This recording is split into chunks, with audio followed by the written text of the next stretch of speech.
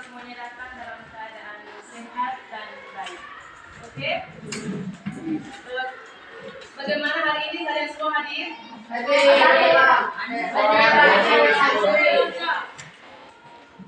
Satu orang ya? Ada selama siapa yang tidak? Alasannya? Apa?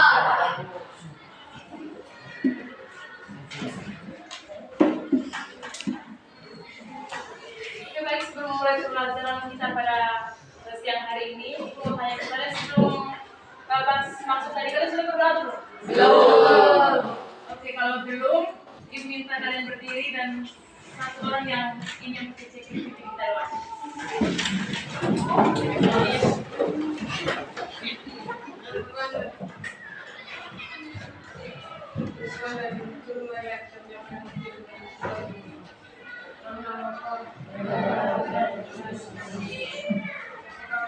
Bapa yang di surga, dimuliakan namamu, datanglah kerajaanmu, jadilah kehendakmu di atas bumi seperti di dalam surga.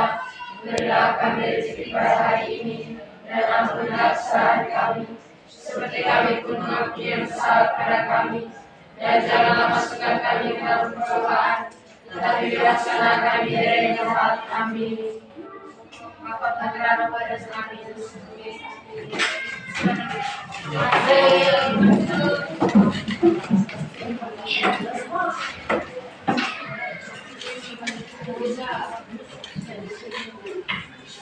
Sudah tahu kita hari ini masuk pada materi apa?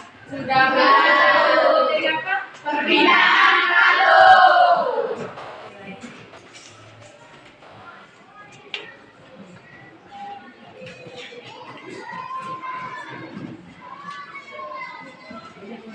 Baik, jadi hari ini kita masuk pada materi perpindahan calon, tetapi masuk pada topik 4 ya.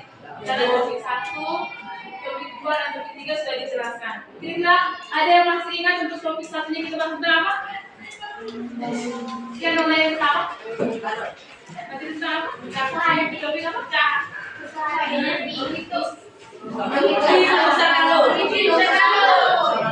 Yang sama itu kita masuk pada materinya konsep calon.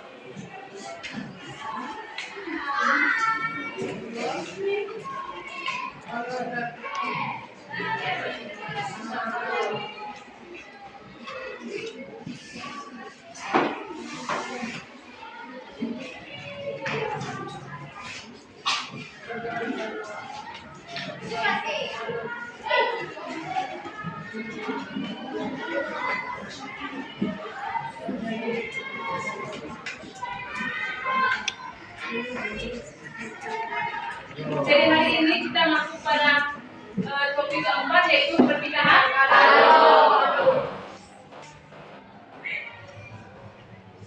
Baik, saya mau tanya dulu. Kira-kira dari topik kita ini tentang perpindahan calon, sebelum masuk ke sini nih, jadi perlu kita ketahui bahwa calon itu dia tidak hanya berubah wujud, dia juga bisa berpindah tempat. Ada yang masih ingat konsep calon itu seperti apa? Konsep calon. Nah, dari yang akan kita cerita ya, kita konsep calon itu. Suatu bentuk energi. Ya, silakan. Ya, ini tadi. Silakan.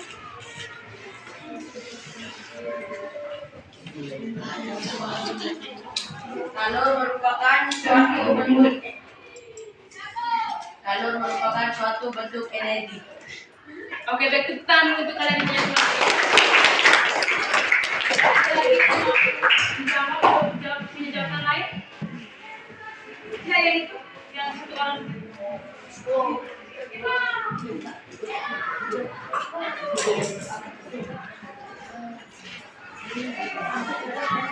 Konsep calon.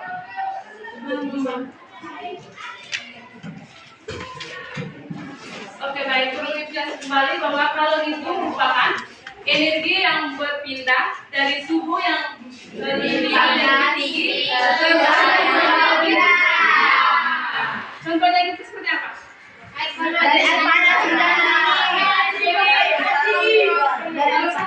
Satu ya yang di sana. air panas yang ditumpahkan air dingin. Oke, tepuk tangan dulu untuk dia.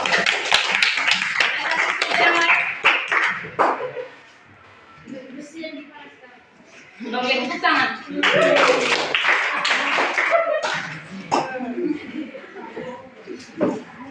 Jadi sesuai konsepnya itu bahwa kalau itu berpindah dari suhu yang zatnya lebih tinggi ke zat yang suhunya lebih rendah. Tadi ketika kita mencampurkan air dingin dengan air panas. Oke, berarti sampai di sini bisa toh? Bisa. Kalau begitu kita masuk pada topik pembahasan kita pada hari ini yaitu tentang perpindahan kalor. Kita sebelum lanjut perhatikan dulu ke depan ya video.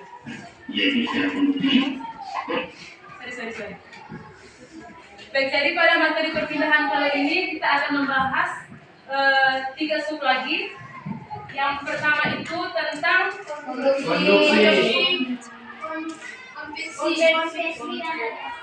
tentang macam-macam perpindahan kalor.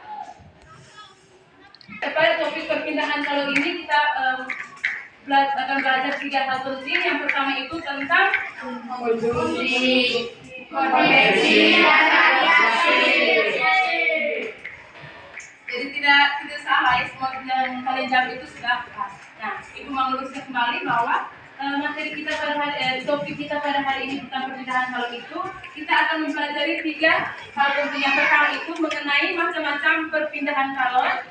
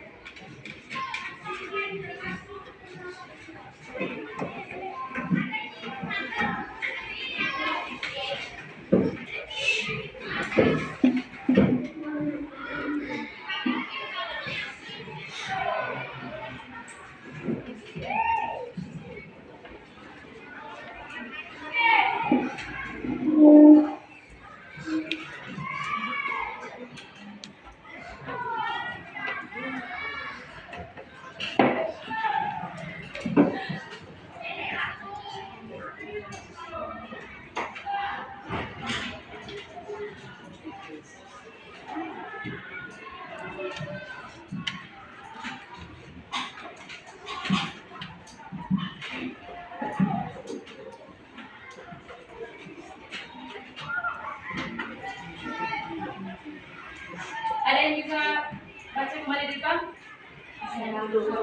Yang pertama itu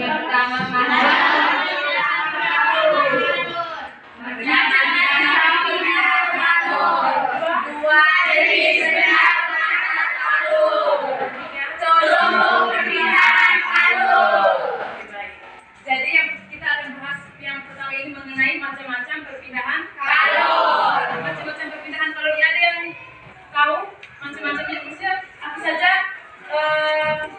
macam-macam perpindahan kalor ini. Ya silakan yang angkat tangan. Yang pertama konveksi, yang kedua konveksi, dan ketiga reaksi. Tepuk tangan. Jadi yang pertama kita akan membahas mengenai perpindahan kalor secara Konveksi. perhatikan video di depan ya. Konveksi dan radiasi. Kita bahas dulu. Kita mulai dari konveksi. Konveksi adalah perpindahan dari satu tempat ke tempat lain melalui benda. Tetapi selama kalor berpindah, tidak ada bagian benda yaitu atom atau molekul yang mengisinya dan itu berpindah. Dan radiasi. Kita bahas dulu. Kita mulai dari konveksi. Konveksi adalah perpindahan faktor dari satu tempat ke tempat lain melalui suatu benda. Tetapi selama kalor berpindah, tidak ada bagian benda yaitu atom atau molekul yang disebut berpindah. Namun biasanya, kalau di textbook SSP, konveksi itu didefinisikan dan tidak ada bagian benda yaitu. Nah, dia mengatakan bahwa perpindahan tersebut ya molekul partikel-partikelnya tidak ikut berpindah, tetapi dia hanya menghantarkan kalornya saja atau panasnya saja. Perhatikan besi tersebut, ujung besi yang dekat api itu dia akan panas karena terkena api. Nah, lama kelamaan ujung dari ujung besi tersebut yang terkena ini panas api, dia akan merambat sehingga ujung besi yang kita pegang di sana akan terasa panas. Atau molekul penyusunnya yang dibentuknya enggak. Namun biasanya kalau di textbook SMP, konduksi itu didefinisikan sebagai perpindahan kalor tanpa disertai dengan perpindahan partikel-partikel penyusunnya. Maksudnya gimana? Jadi ini, bayangin, kamu punya sebuah bahan pembakar. Misal, kamu pegang ujungnya satu, jangan lupa pakai sarung tangan ya. Sedangkan ujung yang satunya lagi kamu panasin. Misalnya, kamu bakar pakai api. Setelah beberapa lama, maka ujung batang yang kamu pegang akan terasa hangat dan makin lama makin panas. Itu bisa. Padahal, yang dipanasin ujung yang satunya lagi kan, ujungnya kamu tuh gak ada kontak langsung sama apinya. Tapi kok udah jadi panas? Aneh. Menurut kamu? Dan sebelum lanjut, saya mau bertanya dulu. Kira-kira di rumah siapa yang pernah memasak nih, yang memasak atau merebus air? Saya. Rata-rata semua loh. Ya. Nah, pasti direbus air tuh. Kira-kira pas setelah air mendidih toh. Nah, kalian mengangkatnya itu langsung menggunakan tangan atau alat juga pakai kain? Karena besi panci atau pakai membutuhkan air. Kenapa ujungnya selalu bergantung? Oke, baik, sampai di situ bisa paham? Bisa. Perhatikan sebutannya. Bukan dan semua.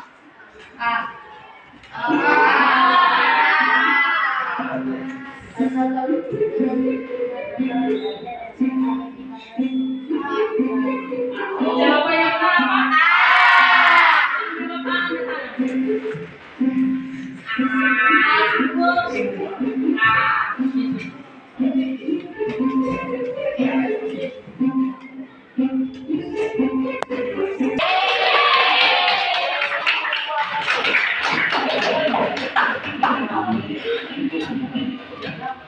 Nah, habis itu, kalau yang sudah sampai di ujung batang yang kita pegang, bakal diserap sama tangan kita. Sehingga tangan kita juga bakal rasa panas deh. Cara kalau berpindah dari ujung yang satu ke ujung lainnya pada batang ini adalah contoh dari produksi. Tapi kok bisa kalau berpindah? Mekanismenya kayak apa ya? Jadi penjelasannya kayak gini ya, kayak bahan pembakar itu kan bensin sama banyak atom ya. Ujung batang yang satu panas ini, maka atom-atom bendera itu bakal memiliki energi kinetik rata-rata lebih besar dibandingkan dengan energi kinetik rata-rata atom yang berada di bagian atau daerah yang ini. Atom-atom pada daerah panas ini kemudian akan menabrak atom-atom terdekatnya atau atom-atom tetangganya. Pas mereka tabrakan, si atom yang punya energi kinetik lebih besar atau yang berada di daerah panas bakal memberikan atau mengakibatkan bagian energinya ke atom-atom yang ditabraknya. Apa yang akan terjadi pada atom-atom yang ditabrak?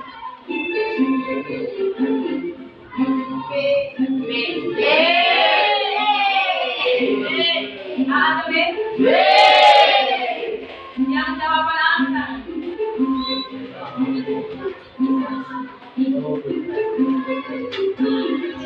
Yang B.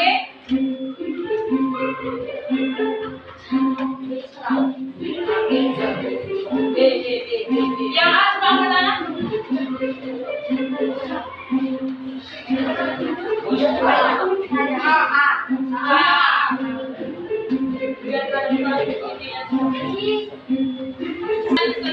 Apa yang akan terjadi pada atom-atom yang ditabrak? Dan di situ ada dua objek.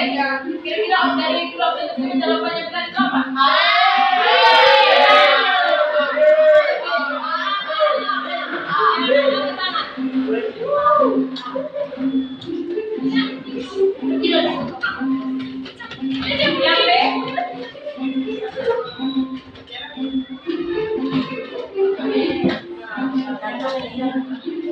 Yang B.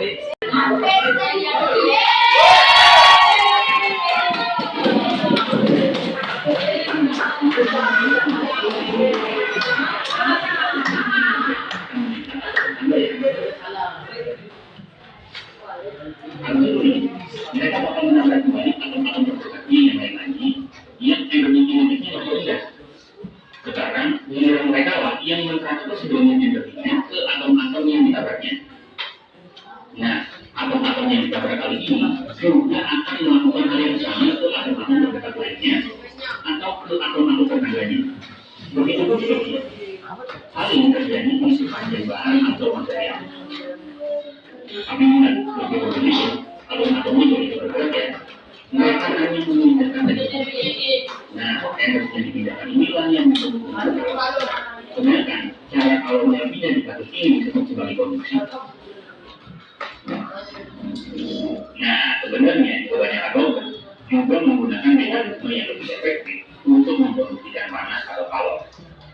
Kamu mau tahu ya mekanismenya itu kayak apa? Mau ya?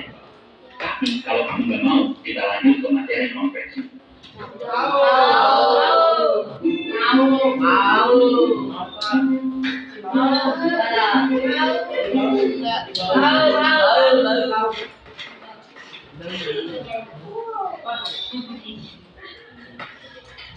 Jadi gini, di material atau bahan logam terdapat sejumlah elektron bebas.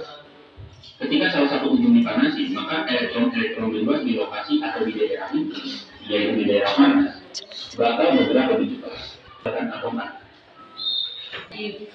Misalnya, dan pindah atau bermigrasi ke lokasi yang sentrasi kinetiknya berbeda, yaitu ke daerah yang dingin. Nah, waktu elektron bebas ini berpindah, sebenarnya mereka membawa energi lebih cepat dari daerah panas ke daerah dingin dari logam. Itulah kenapa hampir semua logam merupakan konduktor yang baik sekali. Karena perpindahan kalor secara produksi akibat integrasi elektron hanya terjadi pada bahan logam, yaitu bahan yang mengandung elektron bebas. Sedangkan perpindahan kalor secara produksi akibat free transfer energy dari atom-atom yang bertabrakan bisa terjadi pada semua zat. Namun secara alami, perpindahan kalor yang terjadi karena migrasi elektron bebas lebih mudah terjadi. Makanya sebenarnya perpindahan kalor secara produksi itu lebih gampang terjadi pada logam daripada bahan-bahan yang bukan logam. Coba deh, kamu jawab soal ini dulu.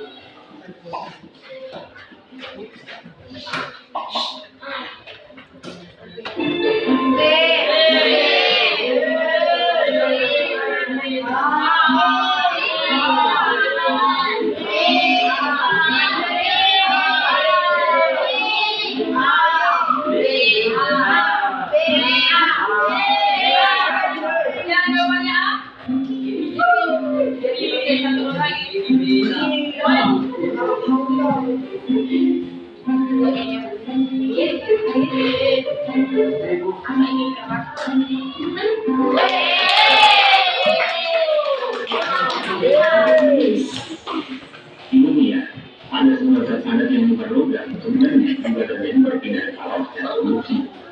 Tapi perpindahannya itu jauh lebih lambat. Nah, bahan-bahan yang menggunakan kalor sangat lambat disebut sebagai bahan kalor atau isolat kalor. Jadi, kita lambatnya kalor merambat pada zat padat berbeda tergantung bahan zat padat. Ada bahan yang sangat mudah memindahkan kalor, tapi ada juga bahan yang sangat sulit untuk memindahkan kalor. Bahan yang mudah memindahkan kalor misalnya besi, tembaga, dan aluminium. Oke, baik. Jadi berdasarkan jenis penghantar kalor pada produksi itu dibagi menjadi dua bagian. Yang pertama itu secara yang mudah menghantarkan kalor dan secara konduktor dan konduktor itu yang lebih mudah atau lebih cepat menghantarkan kalor, sedangkan yang isolator itu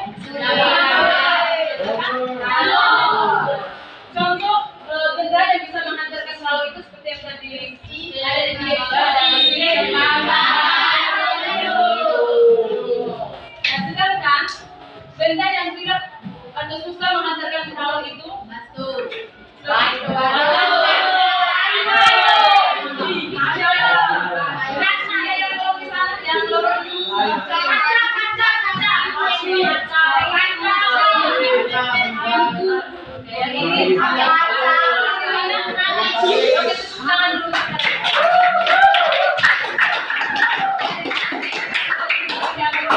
mengapa kita saat mengangkat kriuk atau panci itu menggunakan alat itu menggunakan kain, karena kain itu tidak mudah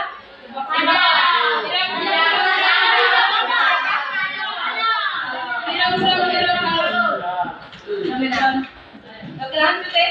Ya, lanjut dulu.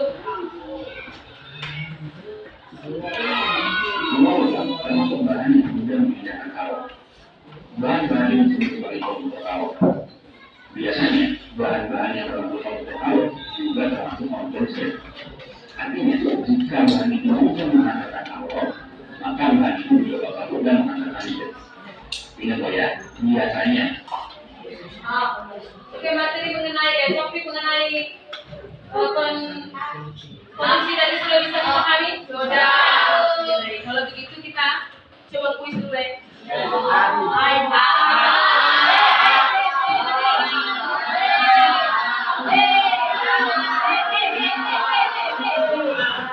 Mana ada yang pilih buat bapak, yang pilih A sampai angkat tangan coba.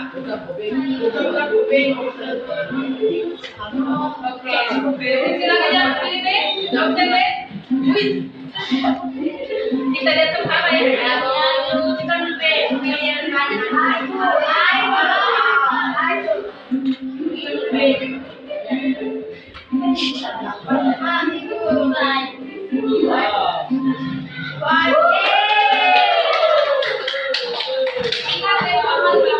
benda yang mudah menghantarkan hal itu adalah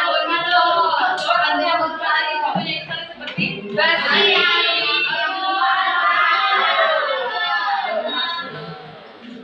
Sedangkan isolator itu yang karet.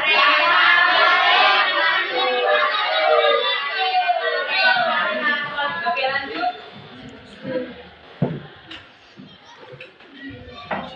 Jawabannya yang A. Kalau isolator kalor itu adalah bahan yang sulit menghantarkan kalor. Satu soal lagi.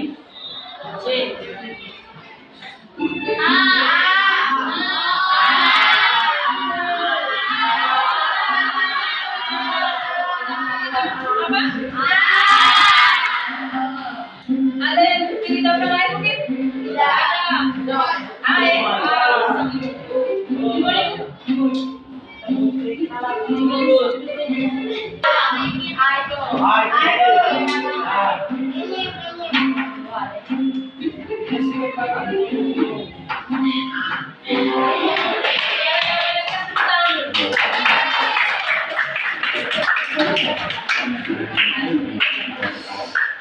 Sedangkan posisi sama karena baja dan batu termasuk di bawah kalor.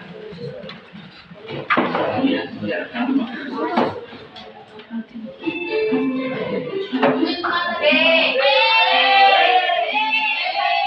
Perhatiannya saya minta ada yang tulis dari tadi. Bahan-bahan yang untuk menghantarkan kalor dan juga akan opsi yang benar itu yang ada di depan ini B. Yang B.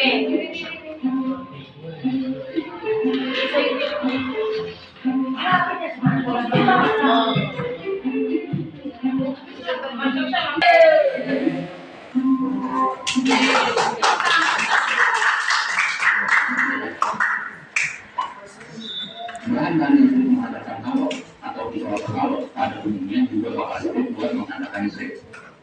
Begitu bahan-bahan yang mudah menghantarkan kalor atau konsumsi kalor pada umumnya juga mudah dalam menghantarkan listrik.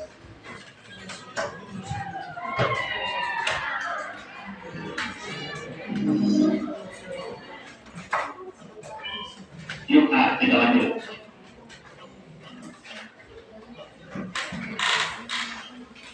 Perbedaan kalor yang kedua adalah konveksi. Konveksi adalah perbedaan kalor yang Baik, sekarang kita masuk pada sub yang kedua yaitu tentang konveksi.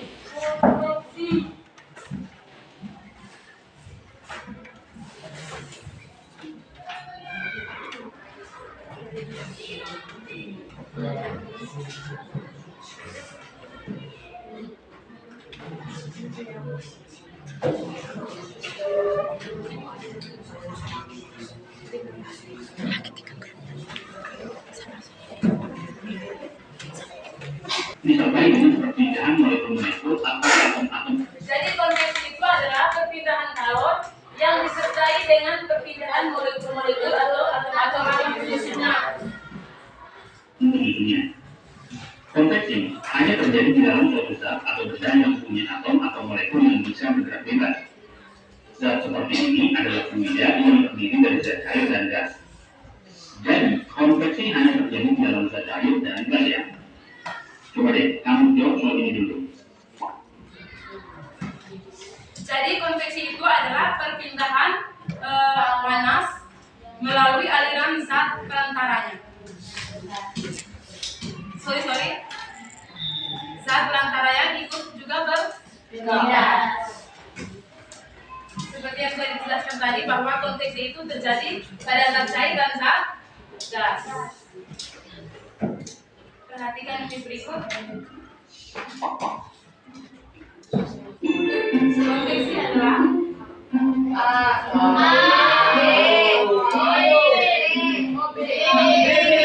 yang dilihat di mana?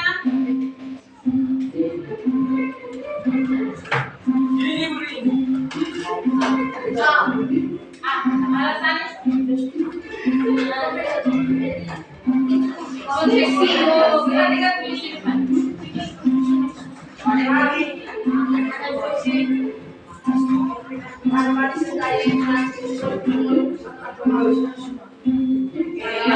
Jawaban B alasannya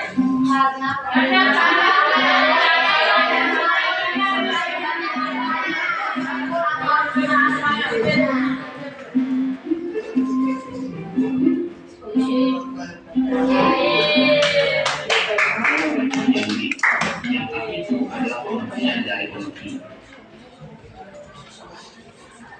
Supaya kamu kebayang bagaimana konveksi ini bisa terjadi, nih saya akan coba deh.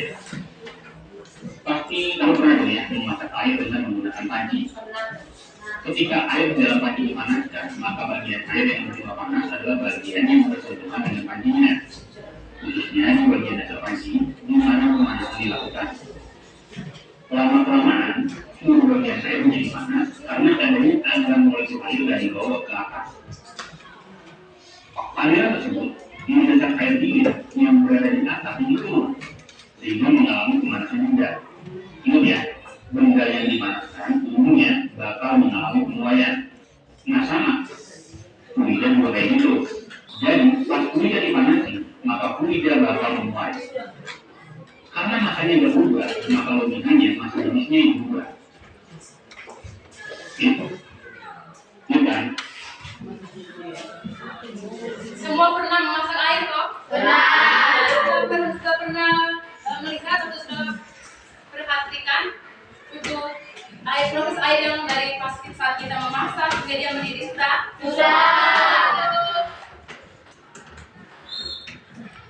Jadi air yang kita masak itu dia yang panasnya itu mulai dari bagian bawah yang dekat ada malam periuk yang kita diajarkan periuk.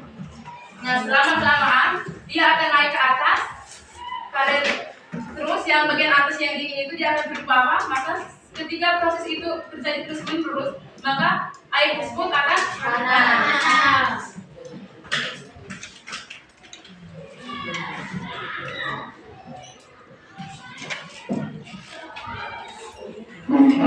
Adalah masa dibagi volume. Karena masa yang tetap berubah, maka faktor volume bertambah akibat memulai. Maka logikanya masa jenisnya gimana?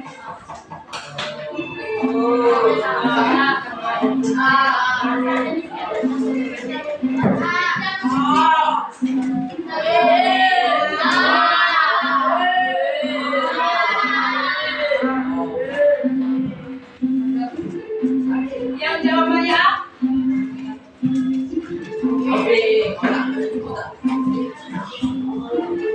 yang jawabannya B.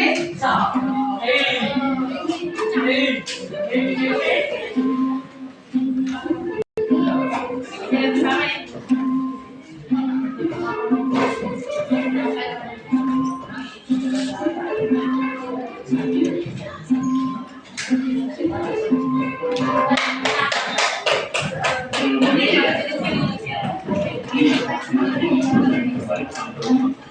Jadi kalau volume meningkat akibat penguaian, maka masa jenisnya malah jadi turun atau mengecil. Jadi masa jenis bagian air yang sudah panas bakalan beda sama masa jenis air yang belum panas. Bagian air yang panas masa jenisnya lebih kecil dibandingkan air yang masih belum panas. Karena masa jenisnya lebih kecil, maka air yang sudah panas bakal naik ke atas. Sedangkan yang belum panas bakal turun ke bawah. Nah, pas bagian air di bawah udah panas lagi dan menguap, maka mereka bakal naik lagi ke atas. Nah, habis itu nih, air-air yang ada di atas bakal turun lagi ke bawah. Begitu aja seterusnya, sampai nanti seluruh bagian air akan mencapai suhu atau temperatur yang sama.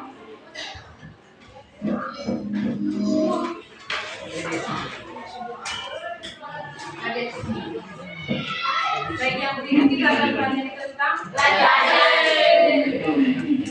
Radiasi. Umumnya, radiasi itu didefinisikan sebagai perpindahan kalor yang tidak memerlukan medium atau zat dasar. Tapi ada juga beberapa referensi yang mendefinisikan radiasi itu sebagai perpindahan atau perawatan kalor oleh gelombang elektromagnetik. Mana yang benar? Sama-sama benar ya. Karena gelombang elektromagnetik bisa merambat tanpa memerlukan medium, maka logikanya kalor yang dirambatkan secara radiasi juga nggak perlu medium. Coba kamu jawab soal ini.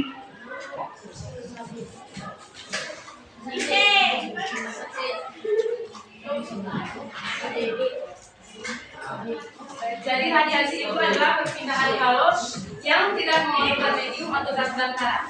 Ada yang bisa berikan contohnya seperti apa? Matahari. Kita sama juga semuanya.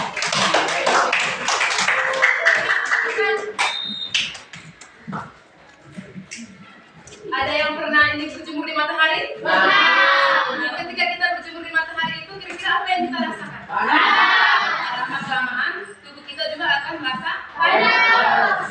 Ketika berjemur pakaian juga di lama kelamaan akan kering. Karena adanya sinar matahari langsung tidak melalui zat dasar. Lanjut deh. Ya, Bu.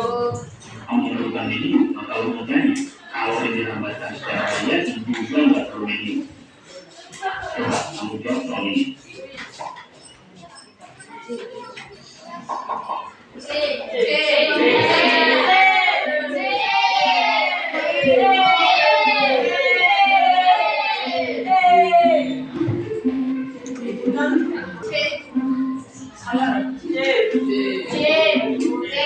Ada yang bisa jawaban lain?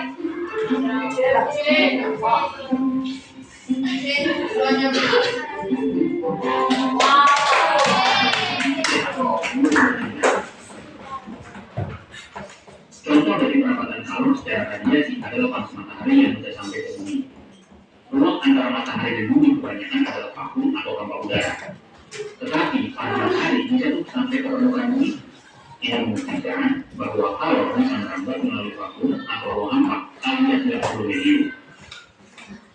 Contoh lainnya adalah lampu pijar yang di tengahnya ada filamen atau kawat kecil. Ruang di antara filamen dan kaca lampu adalah vakum atau ruang hampa.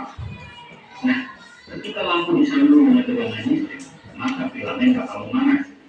Nah, panas ini bisa dirasakan sampai ke kaca lampu, bahkan bisa juga dirasakan sampai di luar.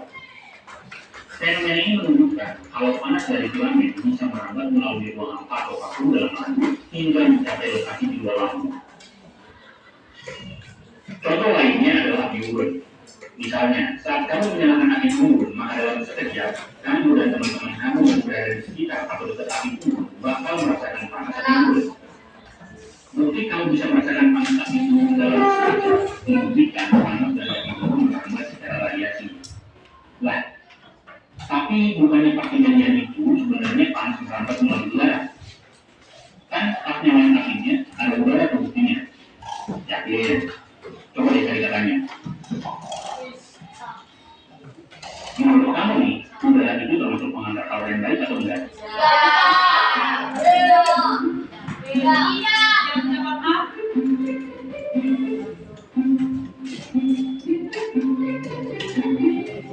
Semua jawabannya B.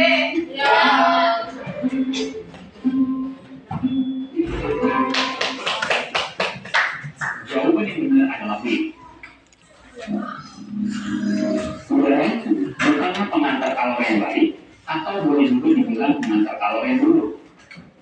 Bagaimana mungkin kalau udara adalah pengantar kalor yang buruk? Kalau kamu bisa merasakan panas dari api unggun secara sekejap atau seketika, sudah masuk akal kan? Nah, Kalau kamu menunggu panas merambat melalui udara, maka logikanya diperlukan waktu yang cukup lama untuk merasakan panasnya. Tapi faktanya, panas yang kamu rasakan itu terjadi dalam waktu yang hampir bersamaan dengan nyalanya api unggun. Kenapa? Karena panasnya merambat secara radiasi. Panas yang kamu rasakan itu dibawa oleh gelombang elektromagnetik. Oke, tadi tes. Tadi kamu mau tahu kamu nyimak apa enggak? Oke, terus lagi perhatikan teman.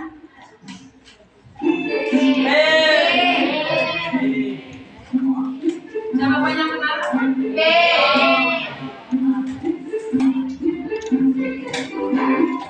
Jawabannya yang B. Penjelasan lebih lanjut tentang gelombang elektromagnetik bakal kamu pelajari di tingkat SMA ya. Intinya begini, setiap benda itu sebenarnya memancarkan gelombang elektromagnetik. Energi yang dipancarkan itu bergantung pada suhu benda. Semakin tinggi suhu benda, maka semakin besar energi yang dipancarkan. Begitupun sebaliknya, semakin rendah suhu benda, maka energi yang dipancarkan akan makin kecil.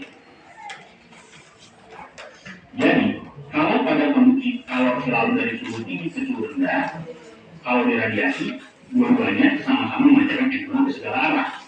Bedanya, kalau yang suhunya tinggi atau benda panas bakal memancarkan energi besar. Sedangkan benda yang suhunya rendah atau benda dingin, energi yang dipancarkannya akan lebih kecil. Coba deh, kamu jawab soal ini.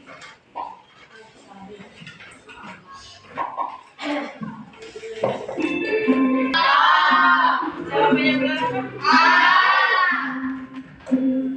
Ada jawaban lain?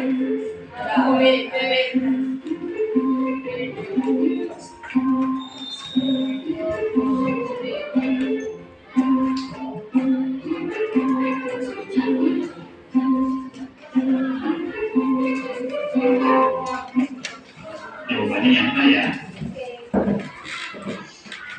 Oh iya, tapi sebenarnya nih, meskipun kamu merasakan panas kejam ketika berada di dekat api unggun akibat panas yang dibawa oleh gelombang elektromagnetik, sebenarnya ada juga panas yang didapatkan secara konveksi melalui udara loh.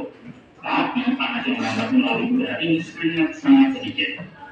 Kebanyakan panas dari api unggun itu dirambatkan secara radiasi. Setiap benda, bahkan pada suhu biasa, juga mengeluarkan energi dalam bentuk radiasi elektromagnetik. Misalnya logam pada suhu 20 derajat Celcius juga mengeluarkan energi. Hampir seluruh energi ini dibawa melalui gelombang inframerah.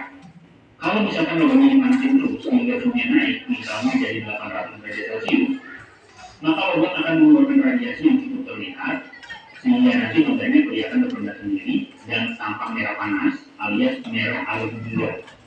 Meskipun sebenarnya kebanyakan energinya dibawa melalui gelombang inframerah. Jadi di suhu ini, otak kita menginterpretasikan gelombang elektromagnetik yang datang itu warna merah agak hijau. Nah, terus kalau misalnya logamnya kita panasin lagi nih, misalnya sampai suhu 1200 derajat Celcius, logam bakal terlihat berwarna putih panas. Warna putih ini sebenarnya adalah interpretasi otak kita akibat energi gelombang elektromagnetik yang merangsang saraf-saraf mata kita.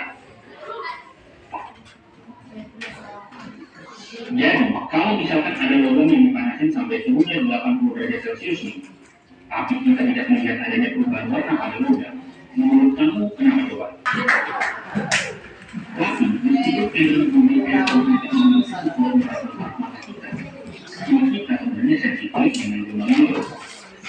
Ketika gelombang ini mengenai kulit kita, otak kita bakal menerjemahkan atau menginterpretasikan ini sebagai panas. Jadi, pas kita berada dekat sama lubang panas dan kita merasa hangat, padahal kita hanya di logamnya, itu sebenarnya terjadi karena lubang itu mengenai kulit kita tadi. Kalau kita simpulin nih, perbedaan ketiga cara kalor berbeda nih, karena Baik, perhatikan perbedaan ketiga perpindahan kalor tersebut. Jadi pindahan kalor secara konveksi dan radiasi itu yang pertama itu konduksi. Nah, konduksi itu terjadi karena adanya perbedaan suhu kalor atau panas yang berpindah lewat suatu benda. Nah, sehingga tetap membutuhkan medium dan dia juga tidak mediumnya juga tidak bergerak atau partikel-partikelnya juga itu tidak ikut bergerak.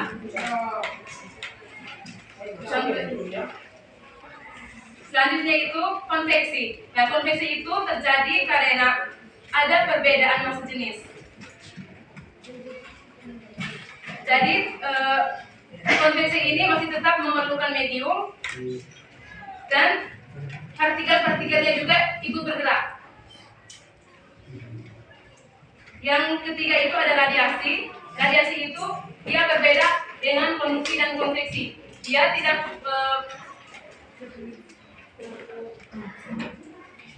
radiasi itu berbeda karena dia tidak memerlukan medium dan panas juga bisa langsung terpancar atau pancar itu bisa langsung mengenai kita punya badan, ya tubuh. Nah, jadi radiasi ini dia tidak melalui perantara seperti konveksi dengan konduksi dari dia masih melalui perantara.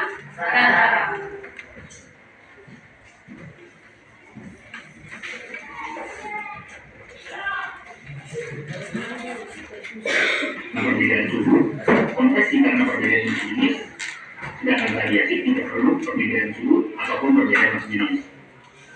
Kalau konduksi perlu medium, kalau konveksi perlu medium, sedangkan kalau radiasi tidak perlu medium. Nah, kalau konduksi mediumnya dia bergerak, kalau konveksi mediumnya bergerak, sedangkan kalau radiasi tidak perlu medium.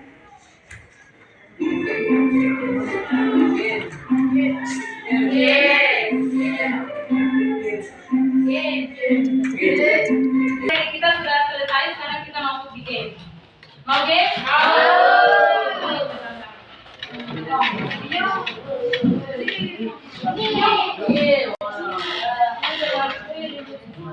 Radiasi. Kita coba.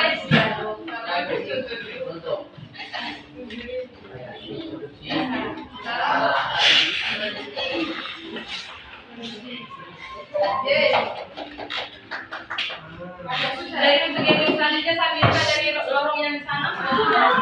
Ibu ada sini. Baik, sana di sana.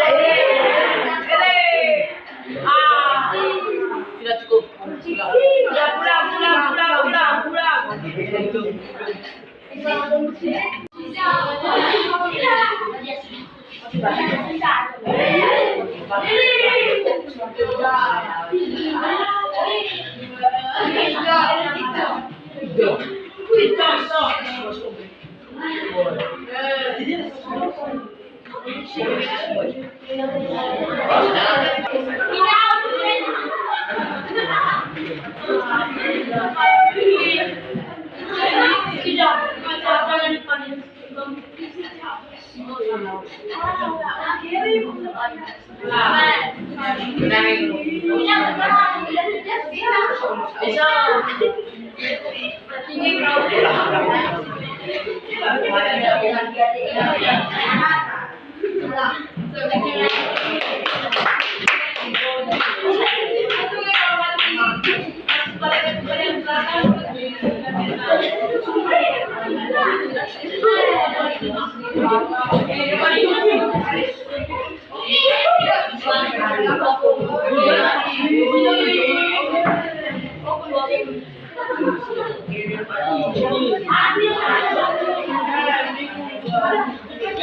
Atau yang pertama tadi itu lihat saya kan yang sudah melebihi kapasitas itu diganti kembali ini kan pulang dia.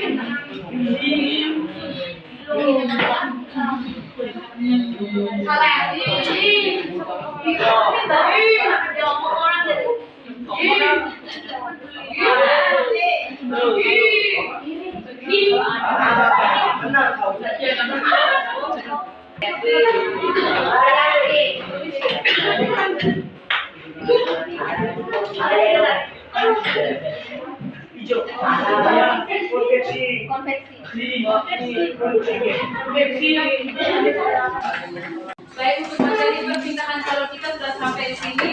Terima kasih atas partisipasi dari adik-adik semua. Karena kita sudah perpindahan kalau kita sudah selesai, mari kita ambil kesimpulan bersama mengenai materi perpindahan kalau tadi.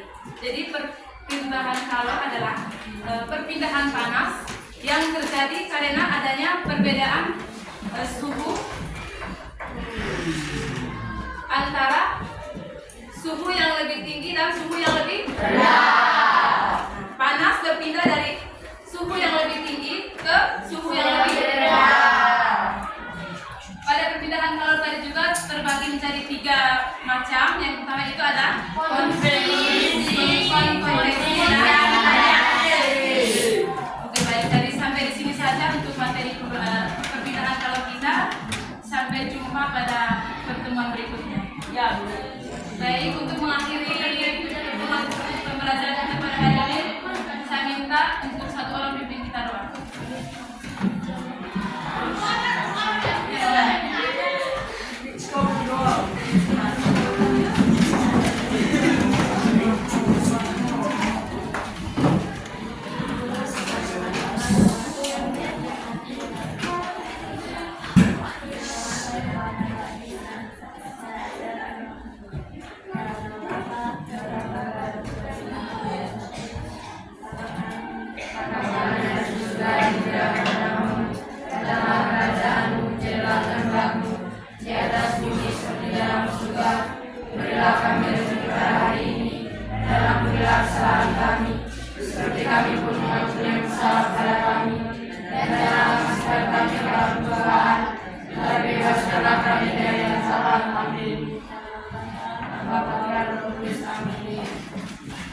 Oke, baik, silakan.